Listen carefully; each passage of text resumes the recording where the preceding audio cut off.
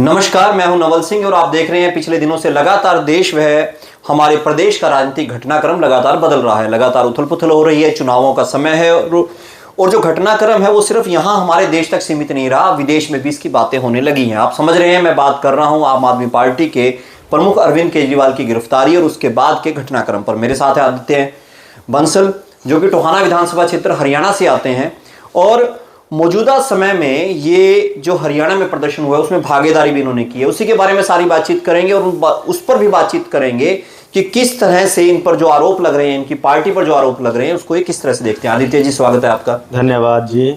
आदित्य जी, सीधे मुद्दे पर आते हैं। अरविंद केजरीवाल की गिरफ्तारी हुई, आप लोगों ने एक प्रदर्शन की घोषणा की, कैसा रहा वो प्रदर्शन?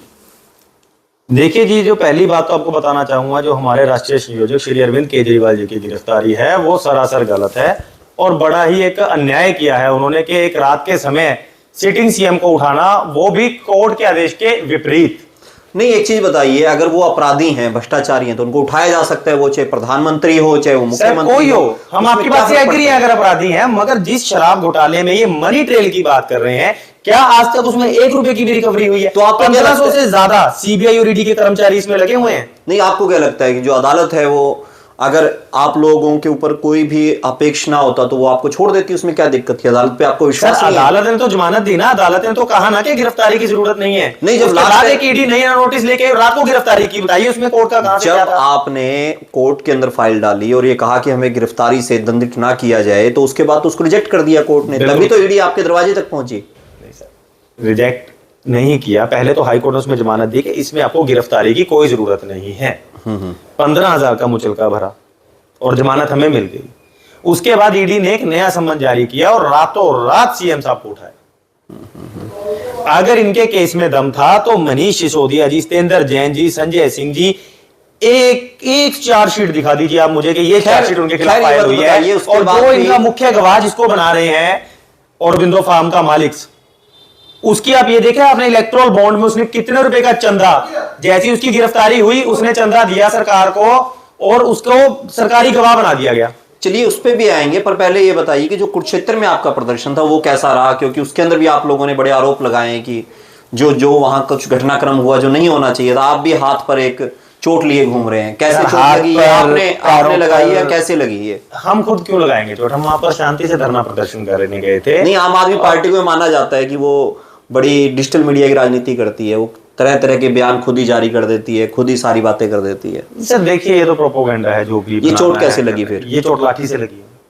क्या हुआ था वहां? सब आप मौजूद थे मौके पर? मैं बिल्कुल मौजूद। टोहाना विधानसभा से भी लोग थे? टोहाना विधानसभा से मैं क्षमा चाहूंगा, मैं नहीं देख पाया किसी को। आप वहां थे? मैं वहां था। तो क्या घटनाक्रम हुआ? थोड़ा घटनाक्रम दर्शकों को बता दीजिए। घटनाक्रम, हम जैसे ही वहां पर पहुंचे, आप इसको स्क्रीन पर भी देख सकते हैं। हम जैसे ही वहां पर पहुंचे, हमारे नेता वहां पर अभी आने वाले थे, हम कार्यकर्ता सब मौजूद थे, या जो भी हम लोकल लीडर्स हैं, नेतागण हैं, वो मौजूद थे। सबसे पहले आए हमारे प्रदेश के उपाध्यक्ष अनुराग ढांडा जी। उन्होंने हमें ज्वाइन किया, हमसे बात की, सारी स्थिति का जायजा लिया। उसके बाद चंद मिनटों बाद ही हमारे प्रदेशाध्यक्ष डॉक्टर सुशील गुप्ता जी, हमारे लोकसभा प्रत्याशी कुरुक्षेत्र से, वो वहां पहुंचे। हमने उनके साथ कार्यक्रम को शुरू किया, उनको लेकर आगे आए और जैसे ही हम सीएम हाउस का घेराव करने लगे, पुलिस ने बैरिकेडिंग लगा रखी थी, हमें रोका।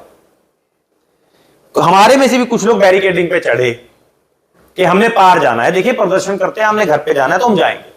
पुलिस ने रोकना चाहा। इस बीच पुलिस इतनी आक्रामक हो गई कि उन्होंने हम पर वाटर कैनन से प्रहार करना शुरू कर दिया। जब वाटर कैनन से प्रहार हुआ, लोग फिर भी डटे रहे तो उन्होंने लाठीचार्ज किया। उसके बाद जब हमें गंभीर चोटें आई, हमारे प्रदेश के उपाध्यक्ष अनुराग ढांडा को सिर पर चोट आई, मेरे हाथ पर चोट आई, घुटनों पर चोट आई, कई लोगों को चोट आई, तो फिर से हम शांतिपूर्वक तरीके से बीच में घेराव बनाकर बैठ गए। जब हम बीच में बैठे घेराव बनाकर, तो हम एम्बुलेंस की मांग बार बार कर रहे थे। आधे घंटे के बाद भी जब एम्बुलेंस नहीं आई हमारे वहां पर बैठे रहने के बाद, तो हमारे कुछ कार्यकर्ता दोबारा से बैरिकेडिंग के पास गए।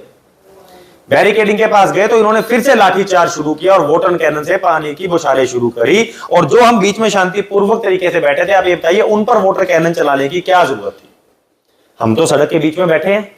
तो कितने लोग घायल हो गए उस वक्त मौके पर? सैकड़ों कार्यकर्ता घायल हुए हैं, मगर जो ज्यादा गंभीर चोटें हैं वो हमारे 52 कार्यकर्ताओं को लगी हैं। कईयों के हाथ टूटे हैं, कईयों की टांगे टूटी हैं, कईयों के सिर पर गहरी चोट आई है। और छोटे मोटे घाव वो हम छोड़ देते हैं, पर 52 कार्यकर्ता ऐसे हैं जिनको काफी गंभीर चोटें हैं। तो अभी जो कुछ ये घटनाक्रम हुआ, आप लोगों को चोटें भी आई, तो इसके बाद आप लोगों की क्या मांग रहेगी और क्या मांग आपने सर, वहां पर हमारी उठाई? मांग ये है कि एक न्यायिक प्रक्रिया होती है, एक जांच होती है, वो किसी एक तरीके से होनी चाहिए। आज बीजेपी ये सिर्फ बौखलाहट में आकर कोई भी कदम उठा रही है। नहीं, वो तो हो गया। अब उसके बाद गिरफ्तारी हो गई, आपने प्रदर्शन भी कर दिया, एंड रिजल्ट कुछ नहीं रखा। अरविंद केजरीवाल जी को उन्होंने रिमांड पर भेज दिया। अभी आपकी पार्टी क्या कर रही है? हमारी पार्टी, आज हमारा इंडिया गठबंधन का संयुक्त और आप पार्टी का दिल्ली में विरोध प्रदर्शन है। कल जगह जगह मोदी सरकार के और बीजेपी सरकार के पुतले जलाए जाएंगे। परसों हम एक संयुक्त जनसभा करेंगे जिसमें लोगों से विचार विमर्श करेंगे और आगे की रणनीति तय करेंगे। तो आगे की आप रणनीति तय क्योंकि ये जो आप रणनीति कह रहे हैं ये है उच्च अधिकारियों का काम, हमारे पार्टी के शीर्ष नेतागण ये बनाएंगे। तो जो हमें अभी आदेश आए हैं हम सिर्फ उनका पालन करें। अच्छा, मेरी कुछ लोगों से बातचीत हुई, वो कह रहे हैं कि अभी जो प्रदर्शन हुआ है आपका, जो कुरुक्षेत्र में प्रदर्शन हुआ है, उसका भीड़ नहीं थी, भीड़ नहीं जुटा पाए आम के कार्यकर्ता। सर, इसमें भीड़ नहीं हम कह सकते। देखिए, आज हम कह रहे हैं कि हम बार बार कहते आ रहे हैं कि इस बार चुनाव दो लोगों के बीच में, अंधभक्त और देशभक्त। जो देशभक्त है, देश को बचाना चाहते हैं, वो एक तरफ है, अंधभक्त एक तरफ है। तो जो देशभक्त था, जिसको देश की चिंता है, जिसको लगा गलत हुआ, तो वो वहां पर पहुंचा। हम किसी के साथ जोर जबरदस्ती नहीं कर सकते। हमारा बीजेपी की तरह काम नहीं है कि 500-500 रुपए देकर भीड़ जुटाई जाए। हमारा एक एक कार्यकर्ता जो वहां पर मौजूद था वो अपने मनोस्थिति से, अपनी इच्छा से और अपने बल पर मौजूद था। भारतीय जनता पार्टी ने बकायदा, जो उसके लीडर हैं, उन्होंने ये बात कही है, भ्रष्टाचारी हैं, कार्रवाई हो रही है। और पहले अरविंद जी कहते थे मैं भ्रष्टाचारी हूं तो जेल में डाल दो, अब जेल में डाल दिया, अब फिर से कुलबुलाहट है, ऐसा क्यों?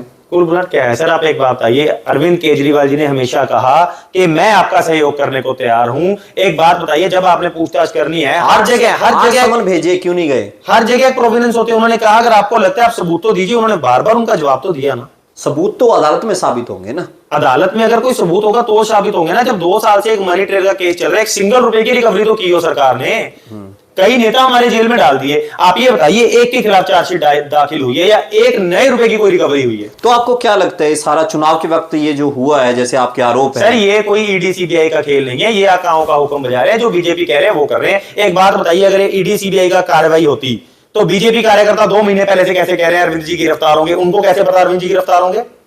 अच्छा, एक चीज बताइए, अभी जो चुनाव है, कुरुक्षेत्र का चुनाव, क्या लगता है उस पर फर्क पड़ेगा? ये चुनाव एक तरफा चुनाव होगा। हम जगह जगह जा रहे हैं। नायब सिंह सैनी जो आज प्रदेश के मुख्यमंत्री हैं, उनका नाम गायब सिंह सैनी प्रदेश की जनता ने ही रखा है। हम जनता के पास जा रहे हैं, गांव गांव गली गली जा रहे हैं। आप जीतने के बाद तो छोड़िए जनाब, किसी भी आदमी ने वोट मांगने तक के लिए उस इंसान को अपने क्षेत्र में नहीं देखा।